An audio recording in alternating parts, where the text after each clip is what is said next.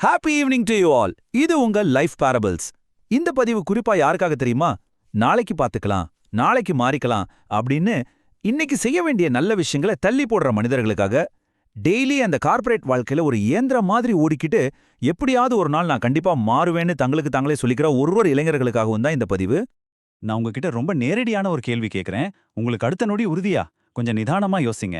இல்லவே இல்ல. அடுத்த நிமிஷம் என்ன நடக்கும்னு யாருக்கும் தெரியாது.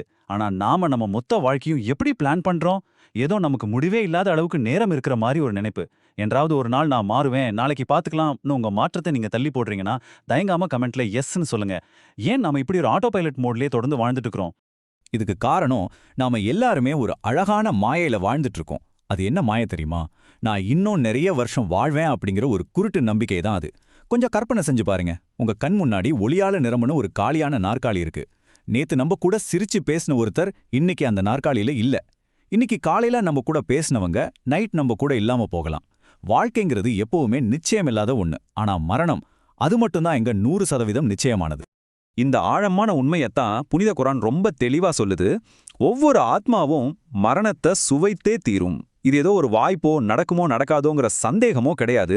இது ஒரு ஆப்சல்யூட் சர்டனிட்டி. உலகத்துல பிறந்த ஒவ்வொரு உயிரும் இந்த உண்மையை கண்டிப்பா சந்திச்சே ஆகணும். இந்த உண்மையை விட்டு நீங்க எங்கேயும் ஓடி ஒளியவே முடியாதுங்க. குரான் சொல்லுது, நீங்கள் எங்கே இருந்தாலும் மரணம் உங்களை வந்தடையும். நீங்கள் மிகவும் பலமான கோட்டைகளுக்குள் இருந்தாலும் சரி. இந்த வார்த்தைகளோட கணத்தை கொஞ்சம் உணர்ந்து பாருங்க. நீங்க எவ்வளோ பெரிய பணக்காரரா இருந்தாலும் சரி, எவ்வளோ பாதுகாப்பான இடத்துல இருந்தாலும் சரி, உங்களுக்கான நேரம் வரும்போது அதை யாராலையும் தடுக்க முடியாது. இதனால தான் நபிகள் நாயகம் ரொம்ப அற்புதமான ஒரு வழிகாட்டுதலை நமக்கு கொடுத்திருக்கிறாங்க. இன்பங்களை அழிக்கும் மரணத்தை அதிகமாக நினைவில் கொள்ளுங்கள்னு சொன்னாங்க. ஏன் அப்படி சொன்னாங்க தெரியுமா? ஏன்னா மரணத்தை நினைக்கிறது நம்ம உள்ளே இருக்கிற அகந்தைய, ஈகோவை உடைக்கும். நம்ம செய்யற பாவங்களை குறைக்கும். உலக ஆசைகள்ல மூழ்கி போன நம்ம இதயத்தை அது மென்மையாக்கும். வாழ்க்கையோட உண்மையான பர்பஸ் என்னங்கிறது அது புரிய வைக்கும். இதத்தான் இன்னைக்கு இருக்கிற நவீன சைக்காலஜி மார்டாலிட்டி டினாயல் அப்படின்னு சொல்றாங்க. அதாவது, நான் ஒரு நாள் இறப்பேன் அப்படிங்கிற அந்த தவிர்க்க முடியாத உண்மையை நம்ம மூளை ஏத்துக்க மறுக்குது. ஏன்னா அது நமக்கு ஒரு பயத்தை கொடுக்கும். அந்த பயத்திலிருந்து தப்பிக்கிறதுக்காகத்தான் நாம எப்பவுமே நம்மள பிஸியா வச்சுக்கிறோம், தேவையில்லாத விஷயங்கள்ல கவனத்தை சதறடிக்கிறோம், சோஷியல் மீடியால மணிக்கணக்கா மூழ்கி கிடக்கிறோம். இது எல்லாமே அந்த உண்மையை விட்டு தப்பிச்சு ஓடுறதுக்கான ஒரு வழிதான் அப்படிங்கறத புரிஞ்சுக்கோங்க. மரணத்தை ஏத்துக்காம தப்பிச்சு ஓடுறது உங்களை ஏதோ ஒரு மிஷின் மாதிரி ஆக்கிடும். ஆனா மரணத்தை பத்தின ஒரு விழிப்புணர்வு உங்களுக்குள்ள வந்துட்டா அது உங்க வாழ்க்கையை ரொம்ப அர்த்தமுள்ளதா மாத்திடும். இந்த அவேர்னஸ் இருந்தா நீங்க எல்லாரையும் சீக்கிரமா மன்னிச்சிருவீங்க, உங்க அன்பை ரொம்ப ஆழமா வெளிப்படுத்துவீங்க, உங்க நேரத்தை கொஞ்சம் கூட வீணாக்க மாட்டீங்க. சைக்காலஜி இன்னைக்கு சொல்ற இந்த விஷயத்த இஸ்லாம் 1400 வருஷத்துக்கு முன்னாடியே நமக்கு கத்துக் கொடுத்துருச்சு. இப்போ நான் உங்ககிட்ட நேரா ஒரு கேள்வி கேட்கிறேன். ஒரு நிமிஷம் யோசிச்சு பாருங்க. இன்னைக்கு தான் உங்க வாழ்க்கையோட கடைசி நாள்னு வச்சுப்போம். நீங்க இன்னும் யாரோ ஒருத்தர் மேல கோவப்பட்டுட்டே இருப்பீங்களா? நீங்க இன்னும் உங்க தொழுகைய தள்ளி போடுவீங்களா? உங்க அம்மா கிட்ட போய் நான் உங்களை ரொம்ப நேசிக்கிறேன்னு சொல்றத இன்னமா தள்ளி போடுவீங்க? கண்டிப்பா மாட்டீங்க தானே. உடனே நீங்க சரி செய்ய வேண்டிய அந்த ஒரு உறவு எதுன்னு யோசிச்சுக்கோங்க.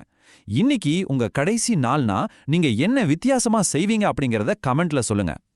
அதனால இந்த ஆட்டோ பைலட் வாழ்க்கையிலிருந்து வெளியில வர நீங்க இன்னைக்கே செய்ய வேண்டிய சில விஷயங்கள் இருக்கு. டெய்லி ஒரு நிமிஷம் மரணத்தை பத்தி நினைச்சு பாருங்க. இன்னைக்கு யாரையாவது நீங்க காயப்படுத்தி இருந்தா தள்ளி போடாம இன்னைக்கே மன்னிப்பு கேளுங்க. நாளைக்கு செஞ்சுக்கலான்னு காத்துக்கிட்டு இருக்காம இன்னைக்கே ஒரு நல்ல காரியத்தை செஞ்சு முடிங்க. இது எல்லாத்தையும் விட முக்கியமா இப்போ இந்த நொடியே அல்லாவிடம் திரும்புங்க. ரமதான் வரட்டும், எனக்கு கொஞ்சம் ஃப்ரீ டைம் கிடைக்கட்டும்னு தயவு செஞ்சு காத்துக்கிட்டு இருக்காதீங்க. நான் இப்ப சொல்ல போற இந்த கேள்வியை உங்க மனசுல ரொம்ப ஆழமா பதிவை வச்சுக்கோங்க. ஒருவேளை நாளைக்குன்னு ஒன்று உங்களுக்கு இல்லைன்னா இன்னைக்கு நீங்க எப்படி வாழ்வீங்க? அந்த விடை என்னன்னு உங்களுக்கு நல்லாவே தெரியும் இல்லையா? அதே மாதிரி இன்னைக்கே இப்பவே வாழ தொடங்குங்க. இப்போ ஒரு நிமிஷம் உங்க கையில இருக்கிற சொன்ன கீழே வைங்க. சுத்தி இருக்கிற சத்தங்களை எல்லாம் கொஞ்ச நேரம் மறந்துடுங்க. உங்க கண்களை மெதுவா மூடுங்க. ஒரு காட்சியை உங்க மனசுல நினைச்சு பாருங்க. ஒரு நாள் நீங்க இந்த உலகத்துல இல்ல, உங்க ஜனாசா நடக்குது. மக்கள் எல்லாரும் ஒன்னா கூடியிருக்காங்க. உங்க குடும்பம், உங்க நண்பர்கள், பக்கத்து வீட்டுக்காரங்க, உங்க கூட வாழ்ந்தவங்கன்னு எல்லாரும் அங்க நிக்கிறாங்க. அந்த கூட்டத்துல இருக்கிறவங்க உங்களை பத்தி என்ன பேசிக்கிறாங்கன்னு கவனிங்க. ஒரு மணற்கடிகாரத்துல மணல் மெதுவா சரிஞ்சு விழுற மாதிரி உங்களை தாண்டி போன அந்த வாழ்க்கையோட தருணங்களை அவங்க எப்படி ஞாபகப்படுத்தி பாக்குறாங்க? இவர் ரொம்ப நல்ல மனுஷன்பா அப்படின்னு சொல்றாங்களா?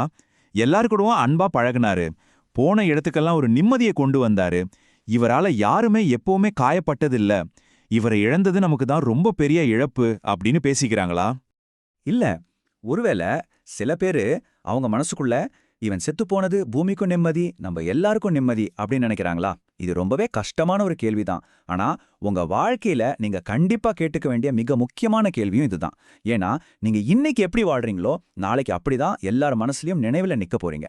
ஒருவேளை நீங்க யாரையாவது காயப்படுத்தியிருக்கலாம், யாருடைய மனசையாவது உடைச்சிருக்கலாம், தப்பு செஞ்சுட்டு இன்னும் மன்னிப்பு கேட்காம இருக்கலாம், உங்க பெற்றோர்கிட்ட அன்பு காட்டாம இருக்கலாம், அல்லாஹ்வை கூட மறந்து வாழ்ந்திருக்கலாம்.